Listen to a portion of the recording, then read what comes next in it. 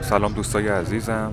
امروز ما اومدیم به قلب پایتخت تو منطقه 12 تهران، خیابون 15 خرداد که یکی از خیابون‌های تاریخی تهرانه، تو محله بازار و همینطور هم که میبینید مملو از جمعیت و میخوایم بریم به بازار بزرگ رضا یا همون پاساژ رضا و نزدیک مرکز خرید رو با هم دیگه ببینیم.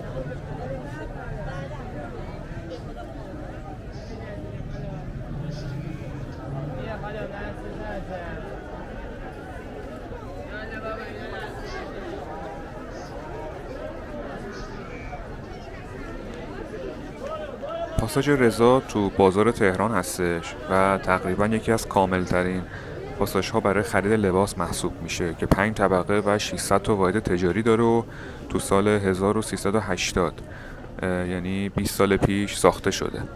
شما میتونید برای خرید لباسای مجلسی زنونه، مانتو، کیف و کف، شال و روسری، لباسای بچگونه، مردونه به اینجا بیاین و با قیمت پایینتری نسبت به جای دیگه تهران اون خریدی که میخواین رو انجام بدین.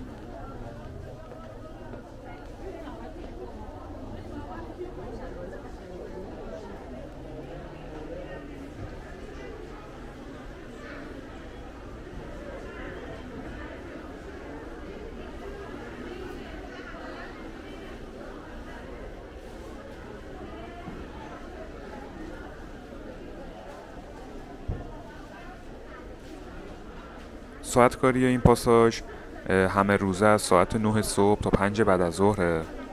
دسترسی آسونی داره. شما اگه بخواید به این بازار تهران میتونید این پاساژ رو هم تو بازار ببینید. برای دسترسی به دلیل اینکه این پاساژ تو محدوده طرح ترافیک هست، بهترین راه رسیدن به اون استفاده از متروه. شما اگه بخواید با مترو به این مرکز خرید بیاین، باید سوار خط متروی تجریش کهریزک بشین و ایستگاه 15 خرداد پیاده بشین. ایستگاه 15 خرداد هم که پیاده بشین با یه پیاده‌روی خیلی کمی به این پاساژ میرسین.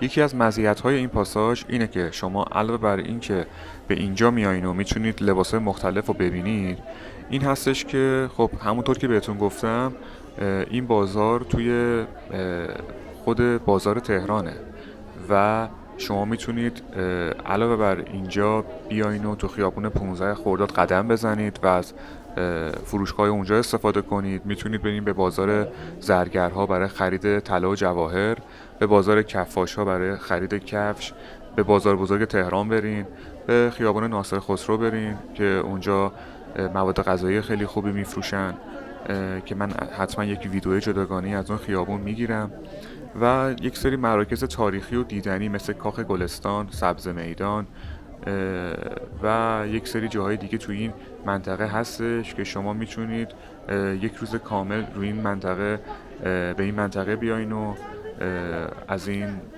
مراکز دیدنی و فروشگاه ها استفاده کنید.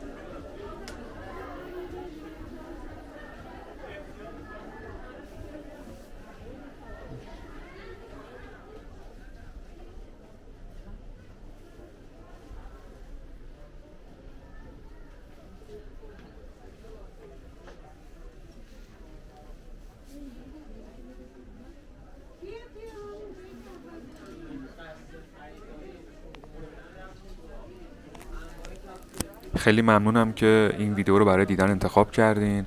واقعا حمایت‌های شما برای ما خیلی ارزشمنده، قدرش رو میدونیم.